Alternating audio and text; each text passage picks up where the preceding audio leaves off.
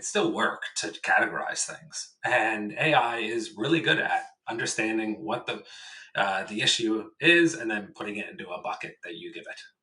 And so um, having it do that has definitely, I think, lightened the load a bit. But then also with that, even adding a layer on top is that it can identify those things that maybe could be automated or have a solution.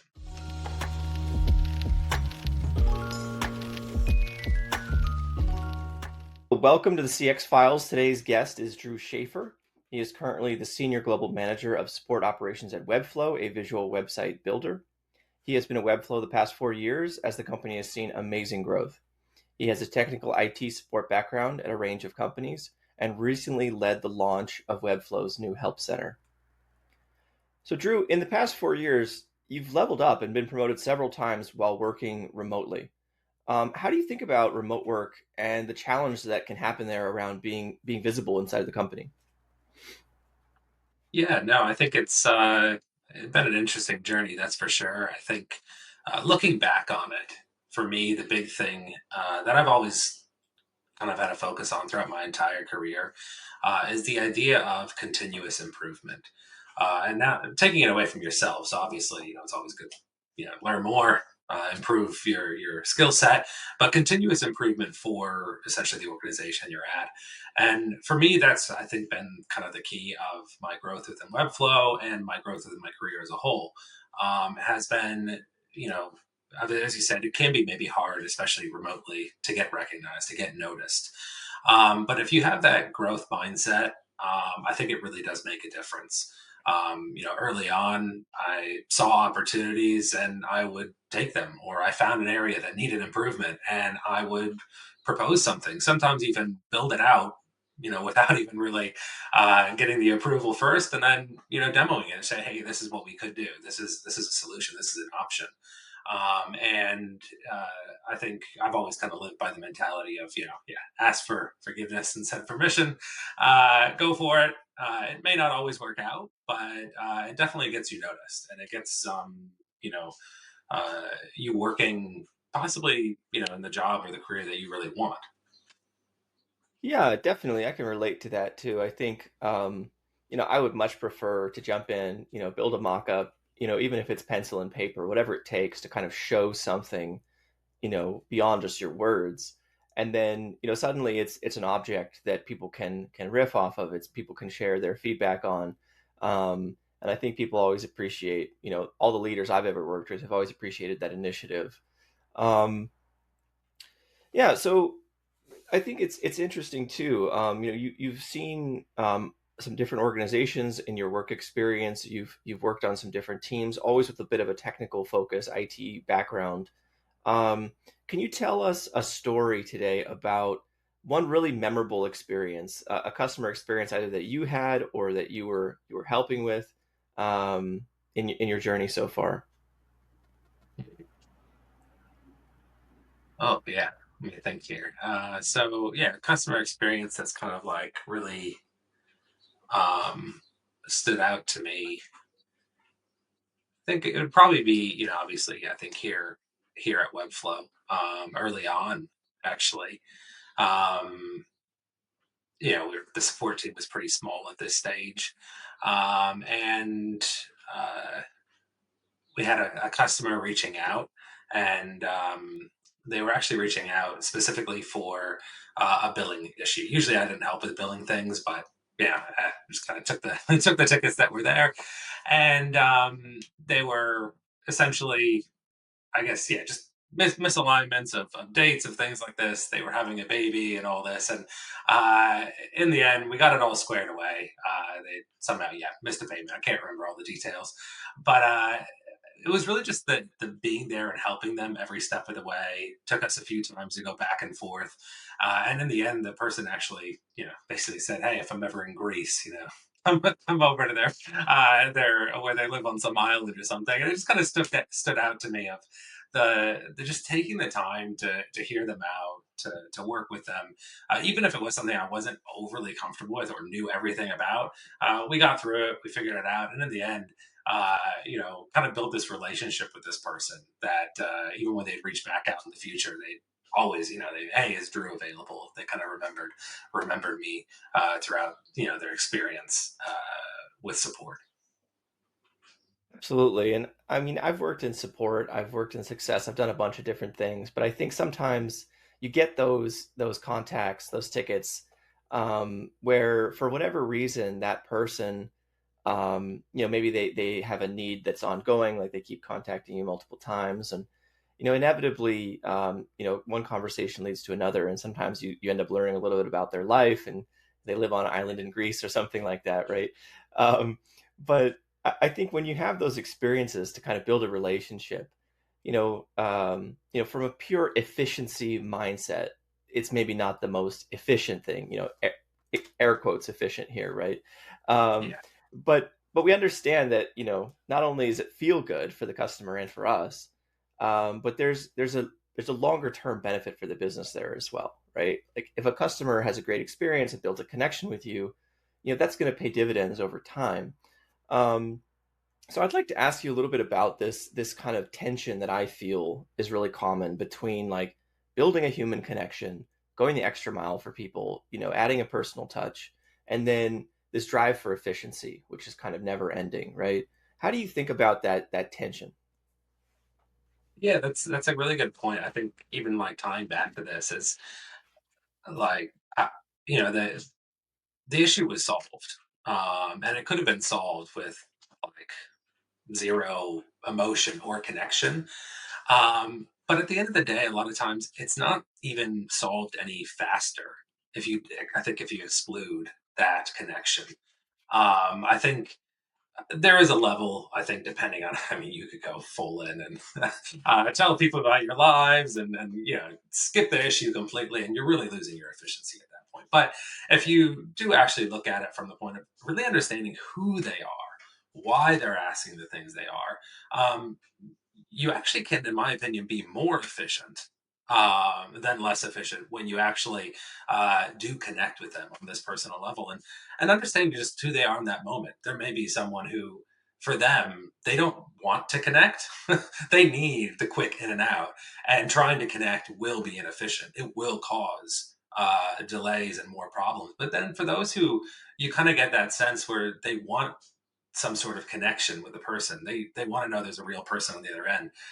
If there's even a hint that there's AI, they're going to be, a bit frustrated because they thrive on that emotional connection. And so I think it's kind of a balance that needs to be played and looked at each individual interaction. So coming at it from everyone's the same is not really the right approach.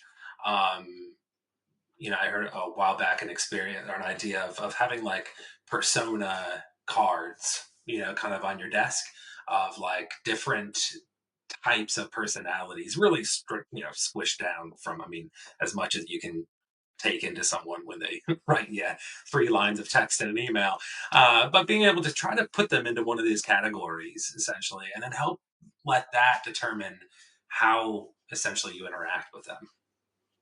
Interesting. Yeah, I mean, the idea of customer personas is, I know it's used in design, it's used in marketing, it's used in some kinds of sales, I believe. Um, but I haven't heard of that used before in support.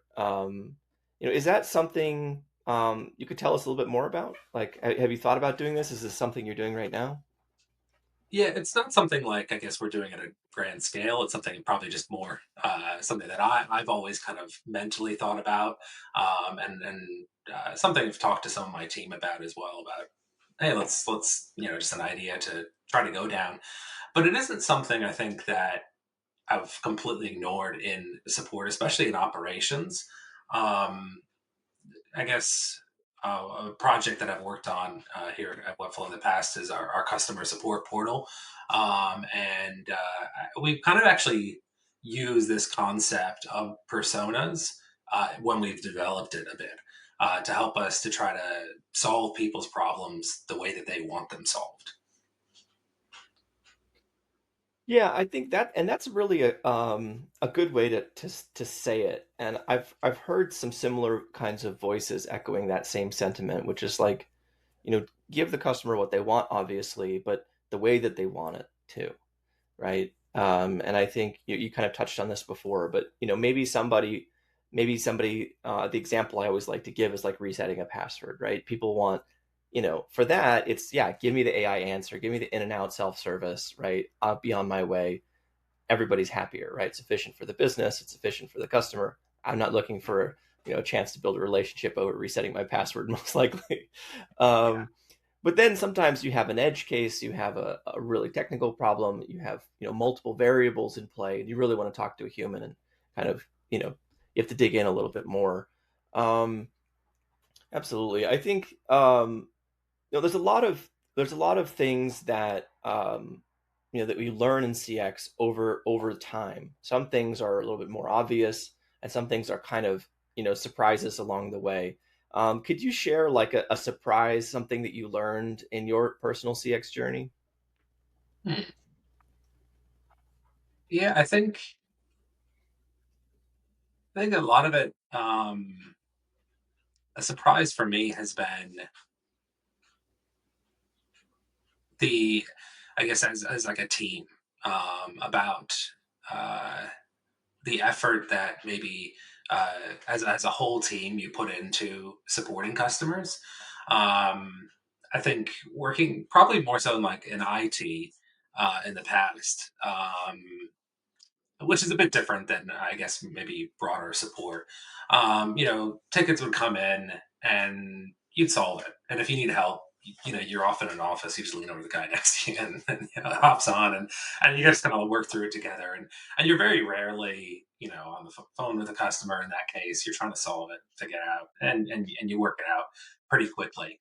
But I think what's really come to me as a surprise now is like being remote with customer support, and being such a wide variety of skill sets that can kind of come in, and situations that you may need different ones, um, has been an interesting kind of way to look at it. And I think historically my mindset was always like, you run into an issue, just escalate it, just move it up. We're remote, we can't lean over. But obviously, with even with just escalating it in that group, there's going to be only one person maybe that can take it. And if just constantly like moving it up, I think that you lose that connection that was once in an office. Mm, And I've kind of started leaning more towards, like, obviously if they're you can't figure it out, there's a time crunch, let's move it up, let's escalate it, keep going. But build those connections still, but in a way that I guess is comfortable for you and for others to learn. So, if it's just a DM with someone, ask to hop on a call and figure it out together. Or if you like even think like just, hey, I don't know this, and I don't know who does. Post out a message, as then if you don't get an answer in 5, 10, 15 minutes, then escalate it. And who knows, in that moment, that post may be referenced by people way down the line, by seeing that question answered. And so I think, yeah, I think I just kind of maybe have all taken the logical thought early on of just escalate it, move it on. We're remote. There's we want to keep things moving, be efficient. I think it comes back into that idea of efficiency. But I think with remote, there's actually some other opportunities there to build a relationship with someone not next to you, and then support your wider team over time. absolutely. Yeah, I think there's this thing that happens where there's priority number one, which is serving the customer inside of support teams, right? Tickets are coming in, contacts are coming in. You got to get back to people. The queue keeps building up, right? And maybe there's going to be a big wave of them around a product launch or some seasonal things that are happening. Um, but you have that second priority, which is kind of reporting on what you've learned, maybe building up the knowledge base, right? there's all those other kinds of things, and those can kind of fall by the wayside as the contact volume gets bigger and bigger, right, relative to your team's resources. So when you think about like preparing an answer that can be reused in the future, when you think about knowledge management a little bit, how do you kind of approach that, and when do you make the call to say, hey, this is something that we should log, this is something we should document? Yeah, can you talk about that a little bit? Yeah. No, I think one thing we've started doing that I think is I mean a really great use of it is AI. But even outside of AI, before you even get into that, is just quantity. Um, if a question is out there, I mean, it's I guess for instance, like resetting a password, as you mentioned before, that could be a very common maybe request for a team, and there is probably documentation on it. There's a process to do it. There's not much more that can actually be done to to document this possibly. Um, and it's going to be a top thing. But looking through those kind of top ticket categories and trying to understand, like, well, why is this one showing up? Sometimes it's a very obvious reset password, and it's just people for some reason aren't clicking the link. But if there's one that you can pull out, and you're like, that's unusual. Like, we have it documented. Well, why isn't it answering the questions? And so maybe it's then, and that's where AI I find is really useful. So take out of those conversations, take 1,000 of them and run it through AI to say, is there anything in here, and compare it to our knowledge base. Can you answer it? Can you answer these questions with the Mhm. with the knowledge that we have? And if AI can't answer it, then the customer can't either. And so, yeah, if we don't have accurate knowledge in the knowledge base and the AI can't solve it, our customers are experiencing the same problem. Or if it's getting confused by our wording or by the way it's structured, the customers are too. And so that's kind of how I've been going about like finding those things that need to be documented that just historically haven't been. Is yeah, put it through an AI test. If it gets confused, then we obviously need some information. Oh, that's a really interesting way to think about it. Like the AI is the proxy for the customer, right? If AI can't solve it, then the customer certainly, almost certainly cannot. Yeah. Um, that's an interesting test. Maybe that's something that will be helpful for our audience as well. I think, there's so many AI tools out there. So the AI topic, right? There's all these different options. There's all these different places that you can apply AI inside of a business, inside of support. Um, and I think a lot of people are still in this learning phase. As much as they're, maybe in the middle of adopting it or they've already adopted, there's also a lot of learning going on. There's a lot of noise, obviously, a lot of buzz, a lot of marketing going on around AI. Um, but I think people tend to think of AI as this kind of this devil or this angel. I like to say this because I think like people tend to extremes, and really, of course, it's not so black and white. Um, so when you think about like the applications of AI, what are some of the things that you think it's really the most helpful, and maybe some things where you think it's overrated or even detrimental potentially? Hmm. I think, in my opinion, like the most helpful area for AI is triage or categorization. Um, you obviously have, depending on the size of your team, you may have specialties. You may have uh, people who are better at one thing, or teams even of people working on different things. And you know you could send it all to one and then have that person move it to another group if needed, another team. um, Even if you had one team doing everything, it's still work to categorize things, and AI is really good at understanding what the issue is and then putting it into a bucket that you give it. And so um, having it do that has definitely, I think, lightened the load a bit. But then also with that, even adding a layer on top, is that it can identify those things that maybe could be automated or have a solution. And so even still taking it, not even at chat yet, but just, it reads the message and customer asks, I want to delete my account. or I want to reset my password. I want to do the X action.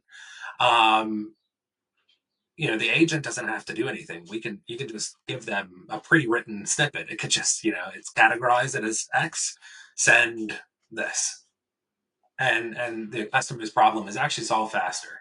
It's very, you could really pull that theme out very clearly. So I think that's really where I think AI, in my opinion, shines with the highest customer satisfaction, because it doesn't even the customer really doesn't know that AI is involved. They're just getting their things solved faster. Um, I wouldn't say it's overrated, but I do think it does have ups and downs. Is AI chat? I think there's a place for it and a customer for it. I think some customers love the idea of it because they can get their answer fast, while others would, you know, rather any other method of communication. And so I think it's you know, an interesting one. And I think, like, I like the approach of give them the option, one or the other. Like, you don't, rather than forcing everyone down it, they may not like it. And in the end, forcing everyone into it is going to hurt you later because, that whole interaction, their effort has just gone up. If you're forcing it, they don't want it. Eventually, they get to a real person. The amount of effort they've had to go through is going to result in a negative CSAT, a negative score, or a negative feedback to the company. But give them the option, and then I think you are able to take the benefits of the AI chat, which really does have great benefits in certain circumstances. It's extremely good, and others though. If you give someone who even in the circumstance is good, they're just not going to be happy. Right, right. And I think knowing the customer, to your point earlier, helping them in the way they want to be helped. Um, one of the things around AI is the need for clean and organized data, right? So it doesn't matter how great your AI tool is, whatever, model your AI is using. If you don't have clean and organized data, that's up to date and relevant, the AI is not going to be able to deliver any useful answers. Um, and even if you're doing it for summary, like you're saying, like one of the really superpowers of AI, and I totally agree, is like summarization, categorization, right? It does this very efficiently, very effectively. Um, but it has to have some kind of structure for inputs and outputs that makes sense, right? It's organized. And so I think, what I've been feeling a lot is that the rise of AI, as much as AI becomes important and becomes integrated in all different aspects of business, knowledge management becomes more and more important in parallel because you have to have that structured, organized information, right? The data.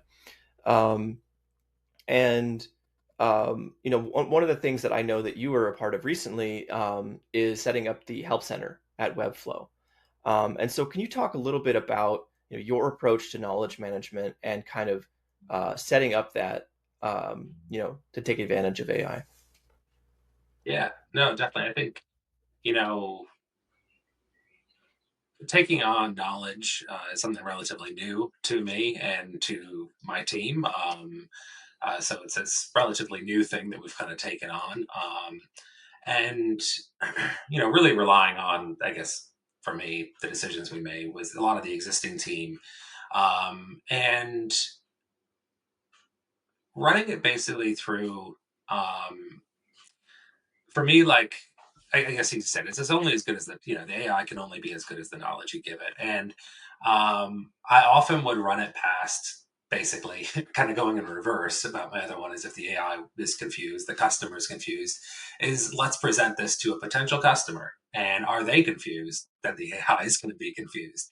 And Mm. so, as we were building it, looking at, the structure of our content, we already had a lot of content. Most of it is essentially hasn't changed over the years outside of new additions, but just the structure of it, and does it make sense to the person landing on it? Asking them, "Hey, I want you to find the article about this." And without search, can you just look for it and help to running that through just different internal teammates who and thinking about it then from their perspective, well, if they, as a human, can understand it, AI has been trained to think like a human. We've then achieved essentially the layout, the structure that we want. But then we also looked at taking it a step further, not just like, I guess, how something works, but troubleshooting. So I also think AI works really well with question answer.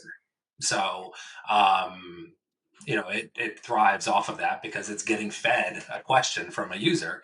And so if you have a similar question already in this knowledge management, it's going to know the answer. It doesn't need to try to think about piecing together these pieces. You've already given it very clear instructions.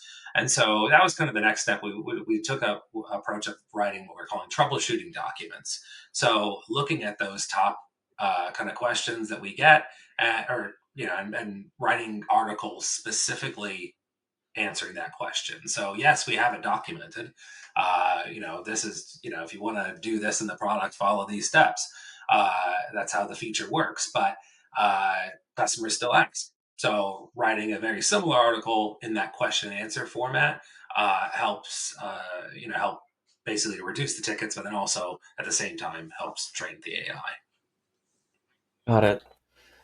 Yeah, I think there's so many there's so many applications of AI. There's so many possible ways that it can be used, and you've talked about a few cases already. Um, One of the ones that you touched on is this idea of summarization, categorization. Um, there's obviously the classic, kind of chatbot use case, question and answer.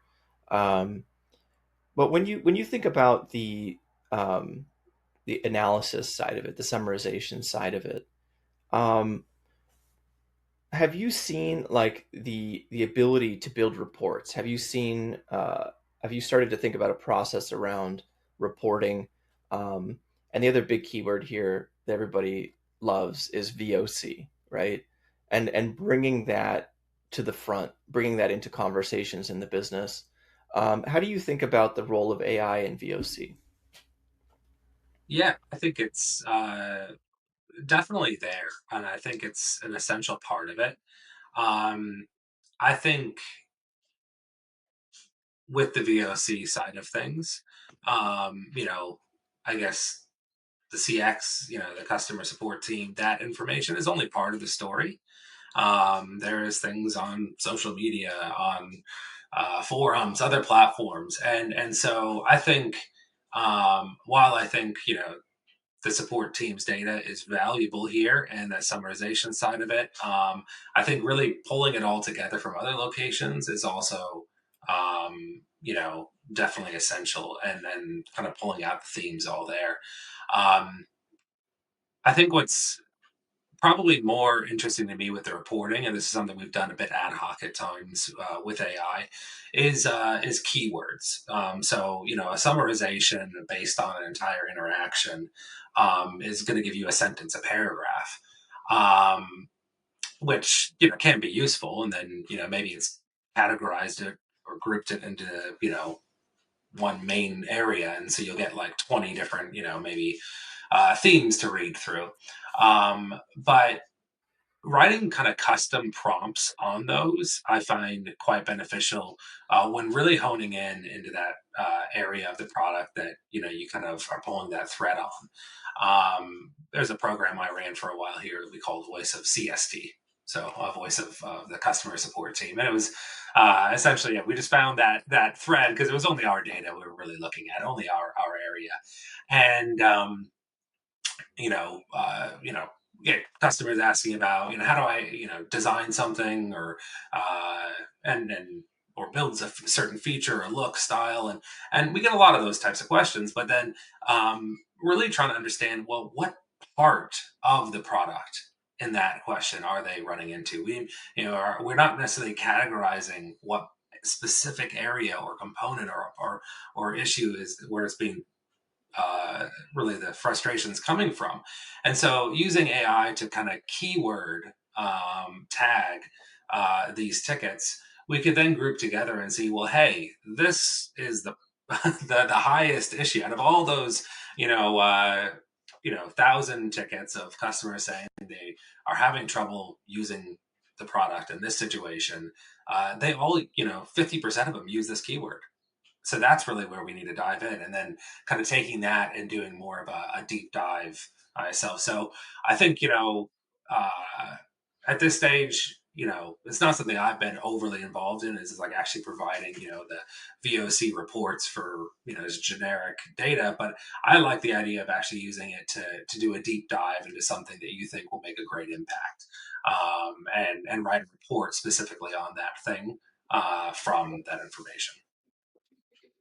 Got it. Yeah, I think that it's really common to take a kind of an overall approach. Okay, we have this fire hose, this stream of VOC data coming in, and we're just going to summarize that and make that a generalized report. But what you're saying is finding a specific thing and then kind of collecting around that topic to kind of hit it like very strongly. Um, Yeah, yeah, that and just seems kind of really working good. through them over time, and yeah, really something more, I guess, actionable maybe than just the overall report.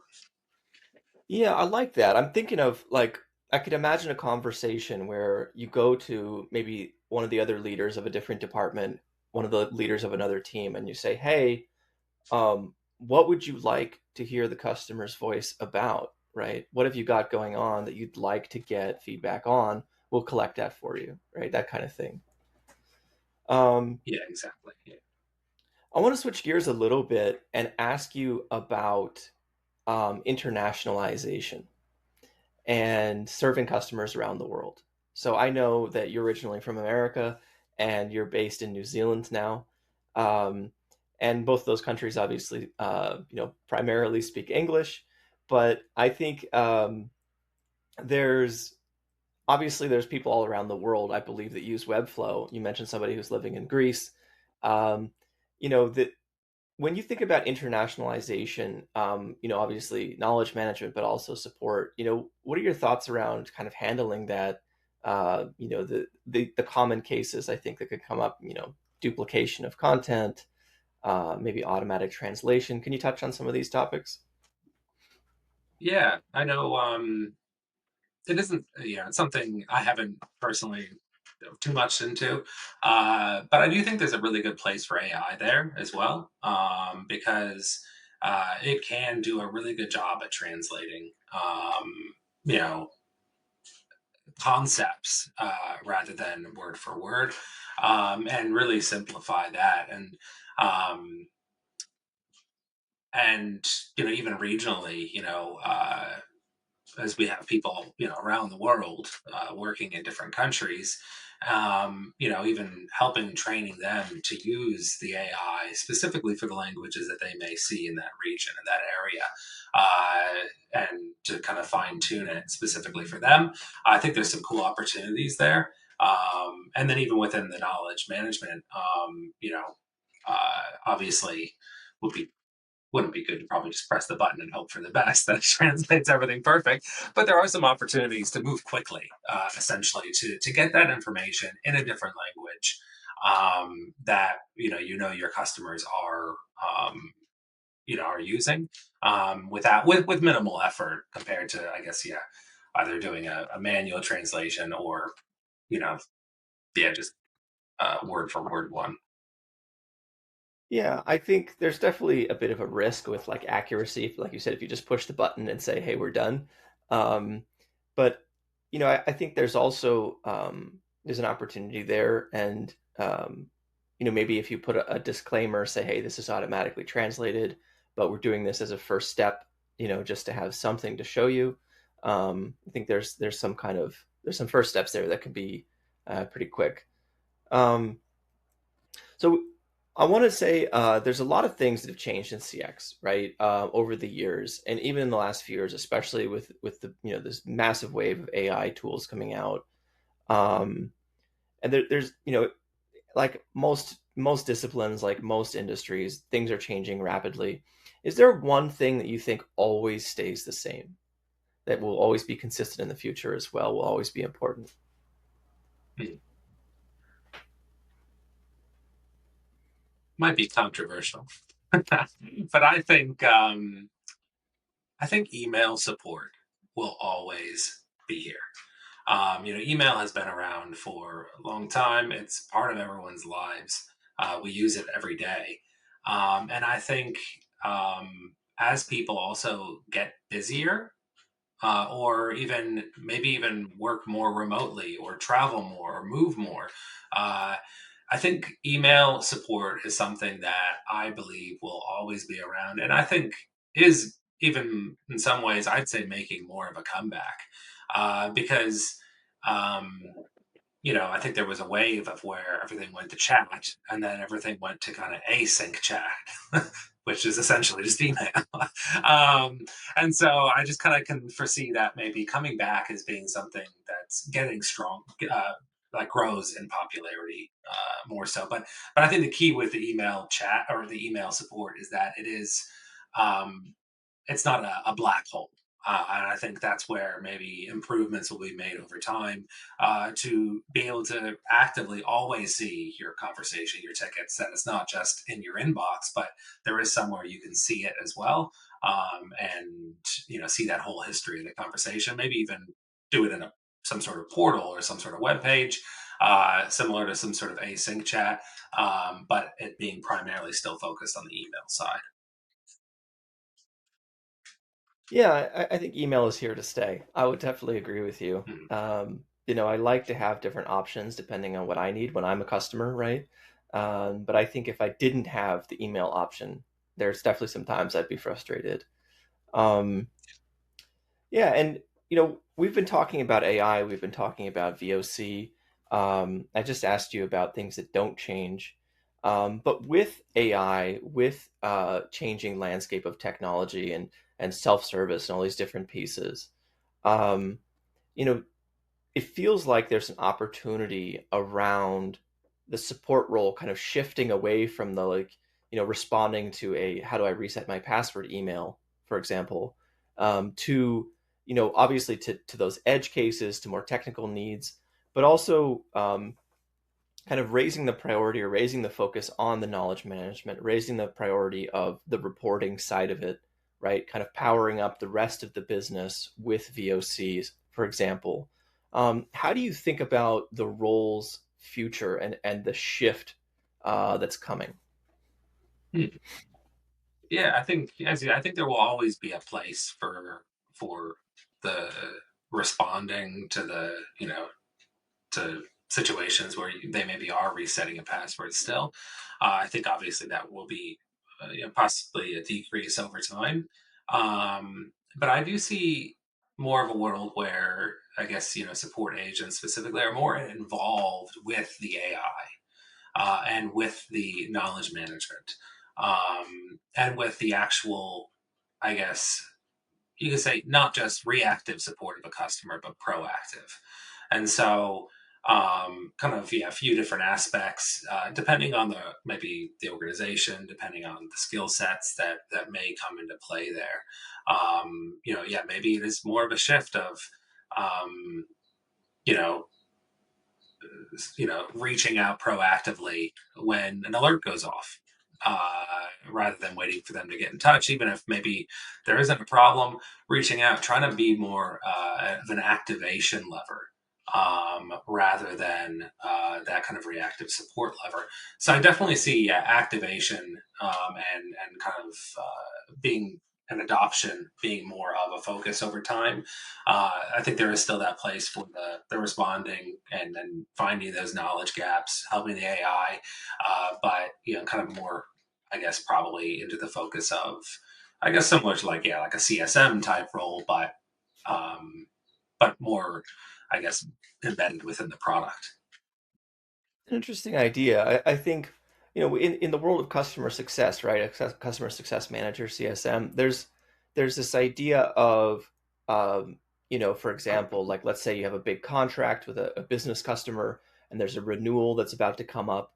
You don't wait for that timeline, that milestone to come. You reach out a month early and you say, hey, is there anything else we can do for you? Right? Mhm. Proactive. But taking that approach and making it more, I want to say, scalable and more embedded in the product, right?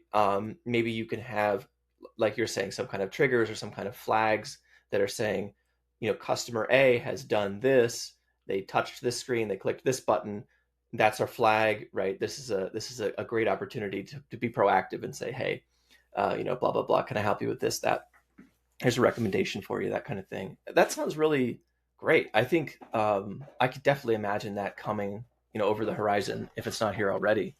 Um, and one of the things that I love to ask about, and this is reminding me of it now, is this idea that um, classically, support is viewed as a cost center, right? And it's viewed as, how do we drive efficiency? How do we reduce cost? We serve as many customers for as few, as little money as possible. Um, but obviously, we understand that support has an impact beyond cost, and it actually drives revenue as well. And historically, that's been very hard to measure that impact. Um, so maybe that this last example you gave is one case where that could be connected. But how do you think about this? This idea of support driving revenue and kind of measuring that impact. Yeah, I think, I mean, I guess on a large scale, an organization that, maybe has some sort of sales motion going on. That's pretty clear.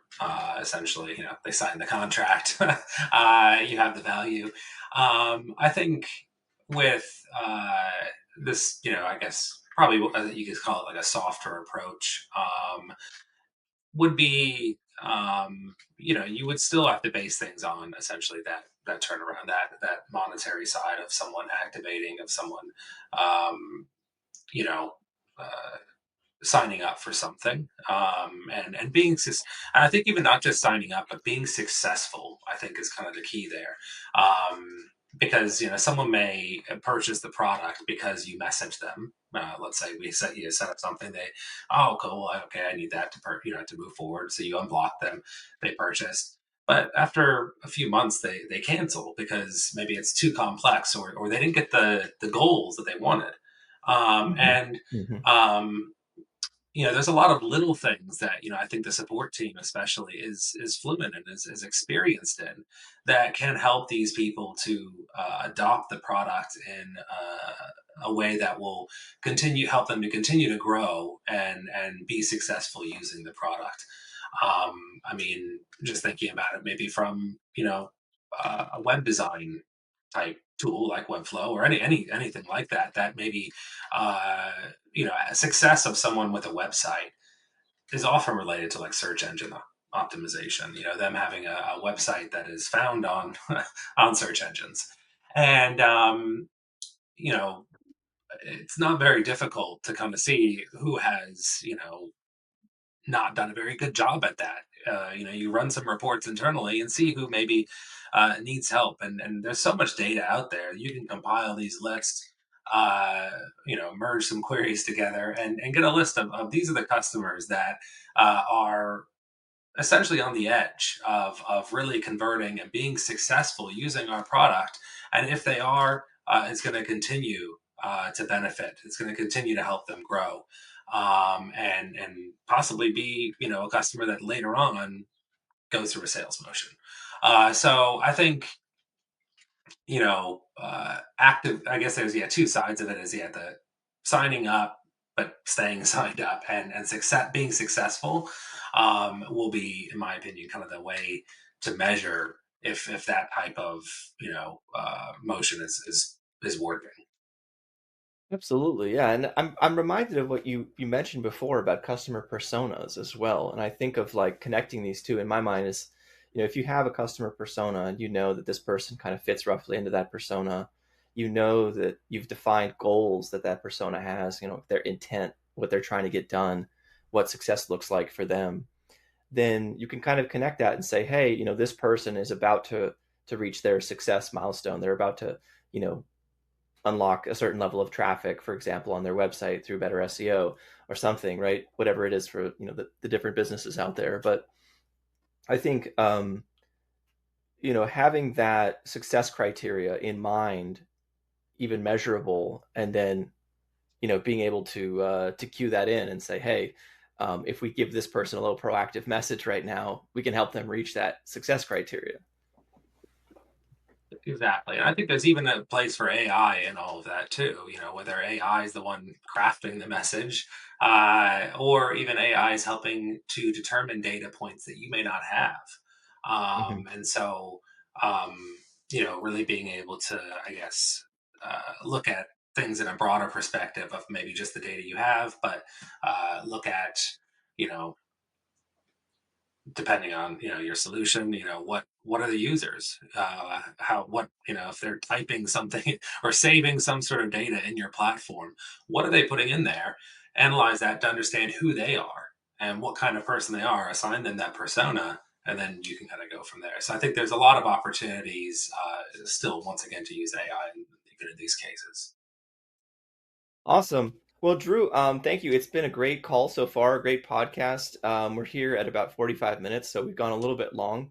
I appreciate your time today. Before we close off, I want to ask you, is there anything that you want to say to other people out there who are trying to practice their craft, trying to hone their skills in the area of CX? Do you have any advice or anything you'd like to say? Yeah, I think coming back to maybe what I said earlier, early on, about just growth within the CX world, you know, come up with solutions. I think that's just my biggest advice. That was I got an advice from a old previous manager a while back, where he said, he doesn't want me to come to him with problems. He wants me to come to him with solutions, and that's always stuck with me. Um, you're going to find something that can be improved, plan it out and bring it up. And I think it'll, like, it's exciting, it's different, and it helps you to grow and be seen within an organization. 100%. Absolutely agree. Thank you so much. This has been the CX Files with Drew Schafer, and please tune in next time. Thank you. Bye.